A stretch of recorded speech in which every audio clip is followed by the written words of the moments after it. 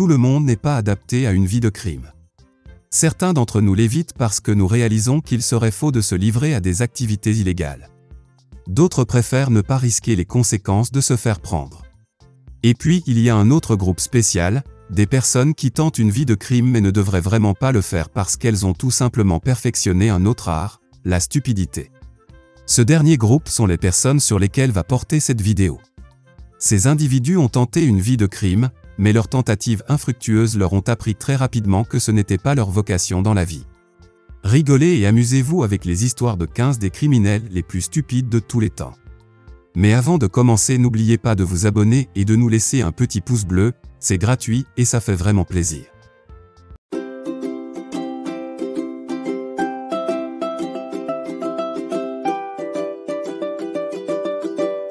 Ruben Zarat. En 2008, Ruben Zarat, âgé de 18 ans, voulait cambrioler un magasin à Chicago. Il est entré dans ce dernier armé d'un pistolet et a demandé de l'argent.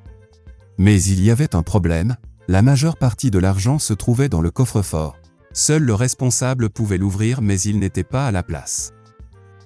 Ruben décida de réessayer plus tard. Pour gagner du temps, il laissa son numéro de téléphone portable aux employés du magasin. De cette façon, il pourrait l'appeler quand le responsable reviendrait. Mais d'abord, les employés ont appelé la police de Chicago.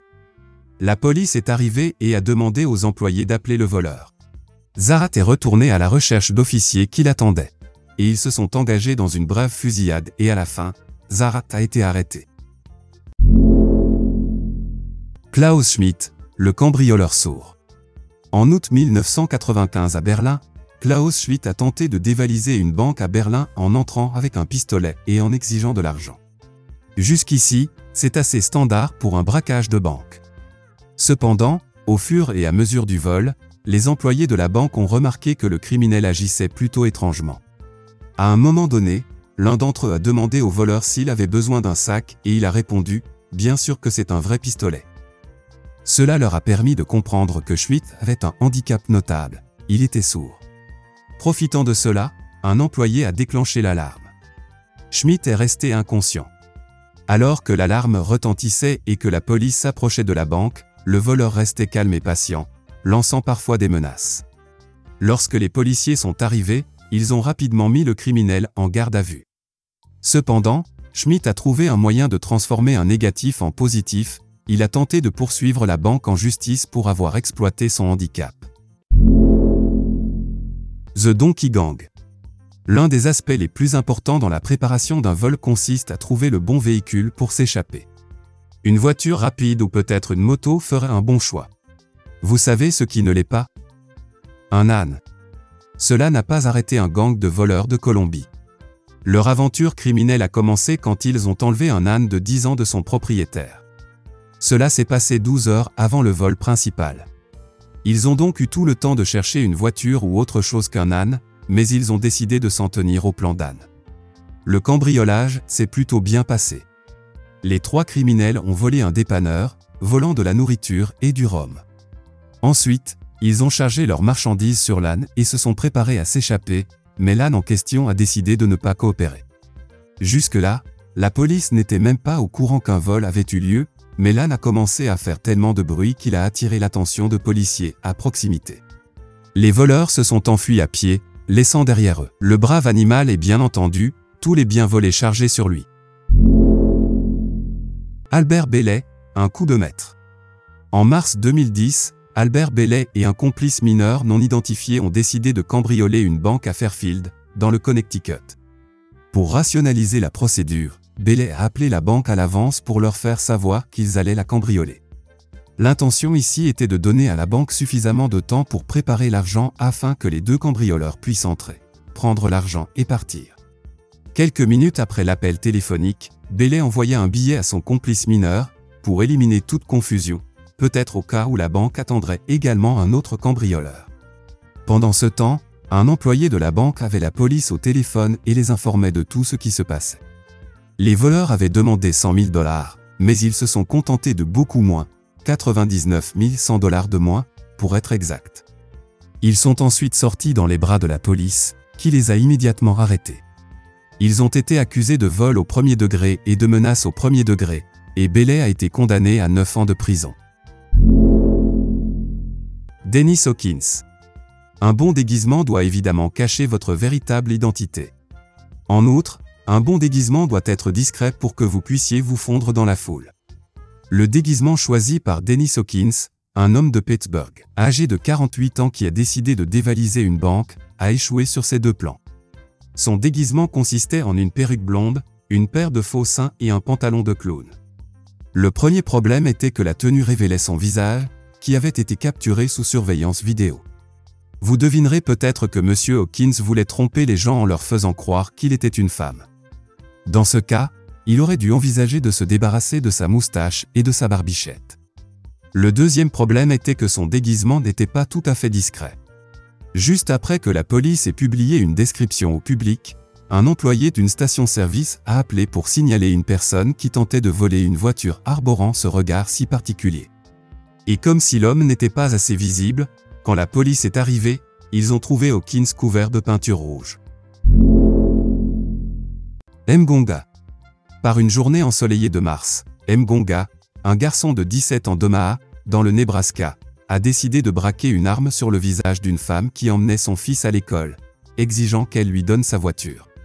Elle a bien sûr accepté, et le garçon était sur le point de décoller quand il s'est rendu compte que la voiture avait une transmission manuelle, qu'il était incapable de conduire.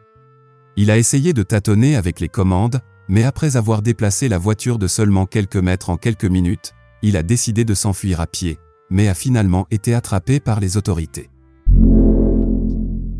Joe Miller et Matthew McNally.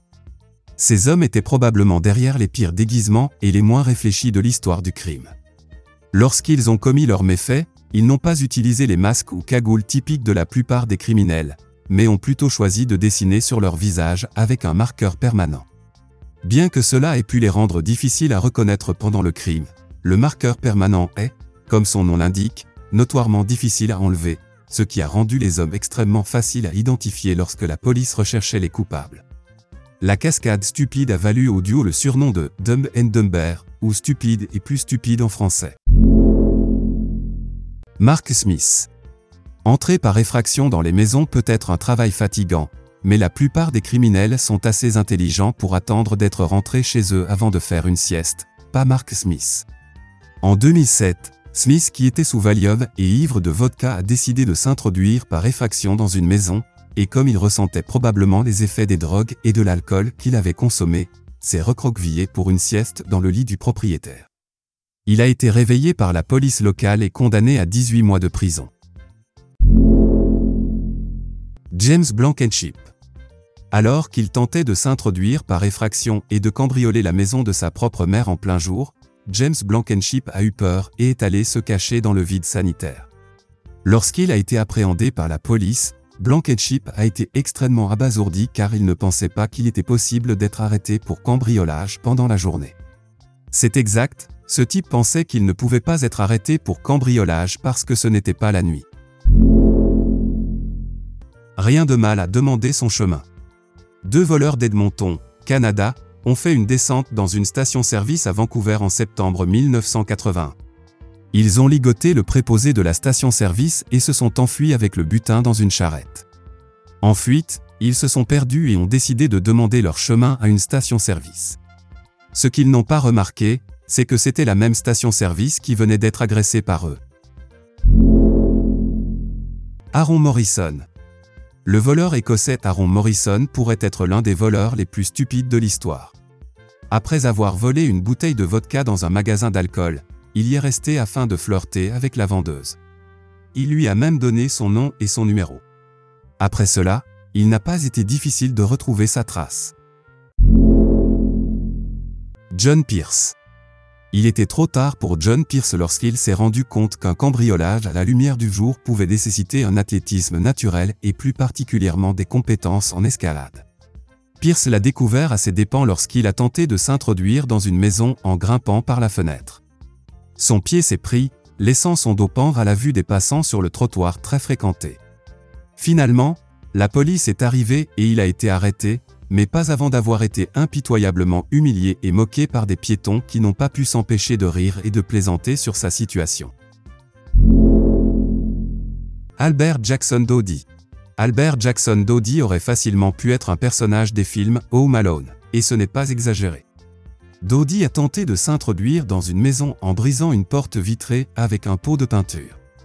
Malheureusement pour lui, la boîte a rebondi et s'est ouverte.